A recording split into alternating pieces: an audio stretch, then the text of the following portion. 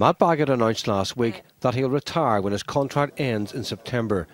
The Policing Board has held talks about the process to appoint his successor and for replacing his deputy, Judith Gillespie, who's retiring in March. David Ford yesterday announced that he was changing the rules for recruiting the new Chief Constable. The Justice Minister said he was removing a rule stating that anyone wanting to apply for the job had to have served a minimum of 2 years as an Assistant Chief Constable outside Northern Ireland. Members of the Policing Board said they were surprised and angered by the announcement.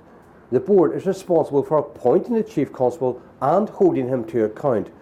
A number of members told me they believed David Ford overstepped the mark and had undermined their authority. The board had discussed changing the 2-year rule, but decided nothing would be done until after Matt Baggett's successor was appointed.